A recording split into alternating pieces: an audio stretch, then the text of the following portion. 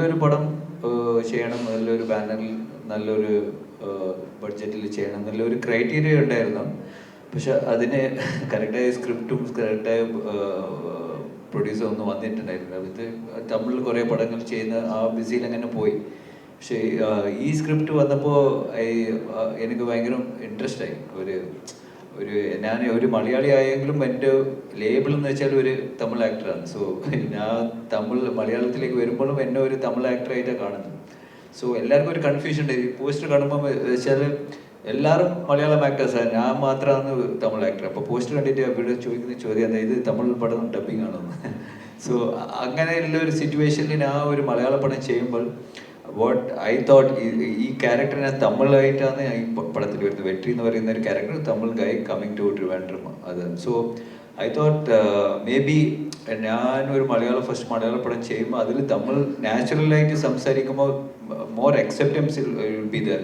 ഞാൻ വന്നിട്ട് മലയാളത്തിൽ പെട്ടെന്ന് പഞ്ച് ഡയലോഗെല്ലാം പറഞ്ഞാൽ മേ ബി ഓഡിയൻസ് കുറച്ച് എവേ ആയി ഫീൽ ആവും. എന്താ കാരണം എന്ന് വെച്ചാൽ ഞാൻ കുറേ പടങ്ങൾ ഞാൻ തമിഴിൽ അഭിനയിച്ച് കണ്ടിട്ടുണ്ട്. So it's very difficult. Suddenly വലിയൊരു ചേഞ്ച് വരുമോ അങ്ങനെയുള്ള ഒരു ഡൗട്ട് ഉണ്ടായിരുന്നു. പക്ഷെ ബട്ട് ഇത് ഒരു ഓർഗാനിക് ആയിട്ട് ഈ സ്ക്രിപ്റ്റ് വന്ന്, സോ അത് ചെയ്യുമ്പോൾ ഒരു കോൺഫിഡൻസോട് കൂടി ചെയ്യാൻ പറ്റി. മുരളി സാറിൻ്റെ സ്ക്രിപ്റ്റ് എന്ന് പറയുമ്പോൾ ഒരു വലിയൊരു ബഡ്ജറ്റിലുള്ള ഒരു സ്ക്രിപ്റ്റാണ്, ഒരു വാസ്റ്റ് സ്കെയിലുള്ള ഒരു സ്ക്രിപ്റ്റാണ്. സോ ആ സ്ക്രിപ്റ്റ് പ്രോപ്പറായി ട്രാൻസ്ലേറ്റ് ചെയ്തെടുത്ത് ജയൻ കൃഷ്ണകുമാർ സാർക്ക് താങ്ക് യു. ബിക്കോസ് ആ ട്രാൻസ്ലേറ്റ് ചെയ്യുന്നത് അതാണ് main thing. So he's done it. So very happy. ഈ പ്രോഡക്റ്റിൻ്റെ ഔട്ട്പുട്ട് കണ്ടപ്പോൾ very happy. So we are all excited. നമ്മുടെയൊക്കെ ഉള്ളിലുള്ള വന്യത ആണ് എക്സ്പ്ലോർ ചെയ്യുന്നത്. ഇതൊരു ജംഗിളാണ് എപ്പോഴും. പക്ഷേ if we scratch the surface that jungle will emerge. അപ്പോൾ അതാണ് അനന്തങ്കാട്. അതുകൊണ്ടാണ് ഒരു നഗരത്തിൻ്റെ പുരാതനമായ ഒരു പേര് ഇതിനിട്ടിരിക്കുന്നത് തന്നെ. അതിനെയാണ് ഈ സിനിമ എക്സ്പ്ലോർ ചെയ്യുന്നത്. അല്ല, ഒരുപാട് വേർഡ്സ് ഒരു സിനിമയെക്കുറിച്ച് പറയുമ്പോൾ നമ്മുടെ നിരൂപകർ പറയാറുണ്ട്. അപ്പോൾ അത് അവരുടെ അഭിപ്രായം എന്ന് മാത്രമേ കണക്കാക്കാൻ പറ്റൂ. ഇതൊരു ജനാധിപത്യ രാജ്യമായിടത്തോളം കാലം അവർക്ക് അവരുടെ അഭിപ്രായം പറയാനുള്ള അവകാശമുണ്ട്. നമുക്ക് നമ്മുടെ സിനിമ ചെയ്യാനുള്ള അവകാശം.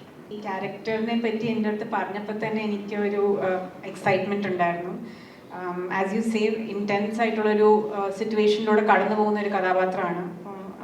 വലിയ എന്താണ് ഒരു late 80s 90s early 90s set ചെയ്തിരിക്കുന്ന ഒരു സ്പേസ് ആയത് കാരണം അപ്പോഴത്തെ സോഷ്യൽ ആൻഡ് പൊളിറ്റിക്കൽ ഇവൻറ്റ്സിലൂടെയാണ് കഥ പോകുന്നത്. പക്ഷേ സാധാരണക്കാരിലൂടെയാണ് കഥ മുന്നോട്ട് പോകുന്നത്. അപ്പോൾ അങ്ങനെ ഒരു ഇമോഷണൽ ട്രാക്ക് തന്നെ ഉണ്ട് ഈ സിനിമയ്ക്ക്.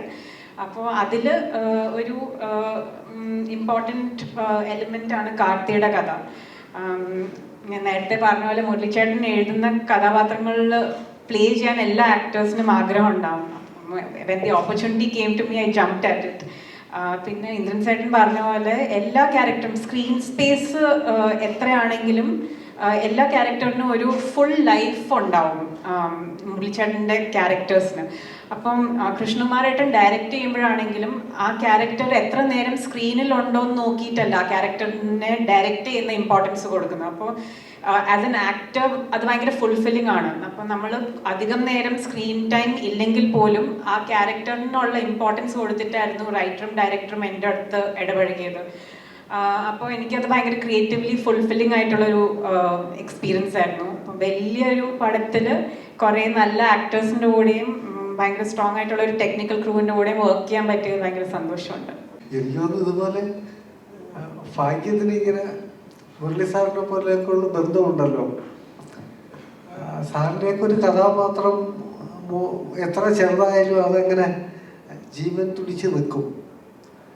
അപ്പോൾ പെട്ടെന്ന് കാണുമ്പോഴൊക്കെ അദ്ദേഹത്തിനോട് അഭിനയിക്കുകയും അദ്ദേഹത്തിന് മറ്റു പടങ്ങളിലൊക്കെ ചെറിയ ക്യാരക്ടർ ചെയ്യുകയും ചെയ്യുന്നത് അതുപോലെ തന്നെ എല്ലാവരും കണ്ടിട്ട് പറഞ്ഞിട്ടുമുണ്ട്.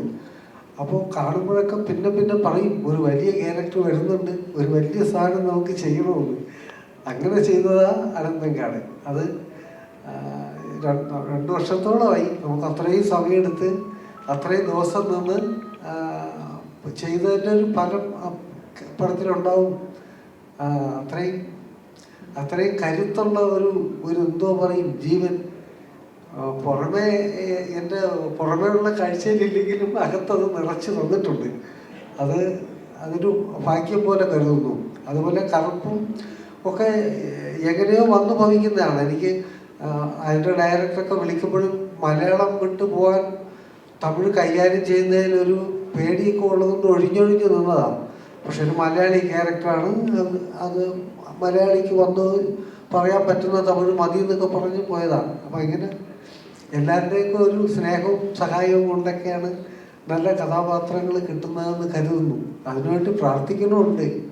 ഈ സിനിമ ഒരു പ്ലാനിങ് ഉണ്ടല്ലോ, നമുക്ക് സ്ക്രിപ്റ്റ് ആവുമ്പോഴും ഇത് ഇങ്ങനെയാണ് എടുക്കേണ്ടതെന്നും ഇത്രയും അങ്ങനെയുള്ള കാര്യങ്ങളിലൊരു ടഫ്നെസ് ഉണ്ട്. പക്ഷേ അതൊക്കെ സിനിമയുടെ ഒരു ടെക്നിക്കൽ സൈഡിലുള്ള കാര്യങ്ങളാണ്. ഇതിൻ്റെ ഒരുപാട് സീക്വൻസുകൾ, ഇപ്പം കുറേ സീക്വൻസുകളുണ്ട്, കുറച്ച് വലിയ സീക്വൻസുകളുണ്ട്. അത് ഷൂട്ടിങ്ങിൻ്റെ ഇതുണ്ട്. എന്നെ സംബന്ധിച്ചിടത്തോളം എൻ്റെ കൺസേൺസ് എപ്പോഴും അത് ഷൂട്ട് ചെയ്യുന്നൊരു ഞങ്ങളുടെ ടെക്നീഷ്യൻ എപ്പോഴും ക്യാമറയ്ക്ക് പിന്നിൽ നിൽക്കുന്ന ആൾക്ക് ടെൻഷൻ എടുത്താലും ഇതൊന്നും സ്ക്രീനിൽ വരില്ല. അപ്പോൾ അത് സ്ക്രീനിൻ്റെ മുന്നേ വരുന്ന ആളുകൾക്ക് ആക്ഷനും ആയാലും കുറേ ആക്ഷൻ സീക്വൻസ് ഉണ്ട്. അപ്പോൾ അതിൻ്റേതായ അവർക്ക് എന്തെങ്കിലും പ്രശ്നം ഉണ്ടാവും, അങ്ങനെയുള്ള കൺസേൺസ് ഒക്കെ ഉണ്ടാവാറുള്ളൂ. പക്ഷേ എപ്പോഴും ഒരു വലിയ സീക്വൻസ് ഷൂട്ട് ചെയ്യുമ്പോൾ ഡെഫിനറ്റായിട്ട് അതിൻ്റെ സ്ട്രെയിനും ഇഷ്യൂസും ഉണ്ടാവാറുണ്ട്. ഈ സിനിമയിൽ അങ്ങനെ ഏറ്റവും കൂടുതൽ ടഫായിട്ട് തോന്നിയ ഒരു സീൻ അങ്ങനെ എന്തെങ്കിലും ഉണ്ടായിട്ടോ സെറ്റിൽ എപ്പോഴെങ്കിലും? അങ്ങനെ ടഫായി തോന്നിയതായിട്ടില്ല, പക്ഷേ കുറച്ച് കോംപ്ലിക്കേറ്റഡ് ആണ് കുറേ സീൻസുകൾ, അത്രയേ ഉള്ളൂ. ഇല്ലാതെ അതൊരു ടഫ് എന്ന് പറയാൻ പറ്റില്ല. ഈ ക്യാരക്ടറിലെ ഒരു ഇൻറ്റൻസിറ്റി, ഈ ക്യാരക്ടറിലൊരു അവൻ്റെ ഒരു ബാക്ക് സ്റ്റോറി, അവൻ്റെ ഒരു കമ്മിറ്റ്മെൻറ്റ്, അവൻ്റെ ഒരു പെയിൻ, ആ പെയിൻ ഐ ഡോണ്ട് തിങ്ക് ഞാൻ ചെയ്ത തമിഴ് പടങ്ങളിൽ ഇതില്ല. സോ ആൻഡ് നാച്ചുറലി ഈ എൻ്റെ കൂടെ അഭിനയിക്കുന്ന ഈ ക്യാരക്ടേഴ്സ് കൂടെ ഞാൻ വന്നതിന് ശേഷം അവരുടെ ലൈഫ് എങ്ങനെ ഇൻഫ്ലുവൻസ് ആവുന്നത്. ഇറ്റ്സ് നോട്ട് ലൈക്ക് വേറെ സ്ഥലത്ത് നിന്ന് വന്നിട്ട് മറ്റുള്ളവരെ സപ്രസ് ചെയ്യുന്ന പോലെ ഒരു വില്ലനെ അടിച്ച് താത്തുന്നു, അങ്ങനത്തെ ഒരു സ്ക്രിപ്റ്റ് അല്ല. ഇറ്റ്സ് ഒരു വേൾഡ്, ആ ടൈമിൽ ഉണ്ടായ ട്രിവാൻഡ്രത്തിലുള്ള ഒരു വേൾഡാണ് മുരളി സാർ എക്സ്പ്ലോർ ചെയ്തിട്ടുള്ളത്. സോ ആ വേൾഡിലുള്ള ക്യാരക്ടേഴ്സ് ആൻഡ് അതിലുള്ള എല്ലാ ക്യാരക്ടേഴ്സോടെ ഇമോഷൻസ് ആണ് ഈ പടം. So very exciting. ജാക്സൺ എന്ന് പറയുന്ന കഥാപാത്രത്തിന് ഒരു ഈ പറഞ്ഞ പോലെ ഇതിന് മുമ്പ് ചെയ്ത കഥാപാത്രമായിട്ട് ഒരുപാട് ഡിഫറൻസ് ഉണ്ട്. ഇതിലുള്ള ഓരോ കഥാപാത്രങ്ങൾക്കും അതിൻ്റെതായ ഒരു ലൈഫ് സ്റ്റൈൽ അല്ലെങ്കിൽ അതിൻ്റെ ഒരു പാറ്റേൺ ഉണ്ട്. അങ്ങനൊരു ആവർത്തനം ഇതിൽ വരുന്നില്ല. ജാക്സൺ ഒരു പുതിയൊരു അനുഭവം തന്നെ ആയിരിക്കും. ജാക്സണിൽ കുറേ പ്രത്യേകതകളുണ്ട് ഈ ക്യാരക്ടറിന്. അപ്പോൾ അത് നന്നായിട്ട് തന്നെ വന്നിട്ടുണ്ട്. ഒരിക്കലും അങ്ങനെ അതിന് മുമ്പ് ചെയ്ത കഥാപാത്രങ്ങളുമായിട്ട് യാതൊരു തരത്തിലുള്ള സാമ്യതയും ഞാൻ നോക്കിക്കാണുന്നില്ല.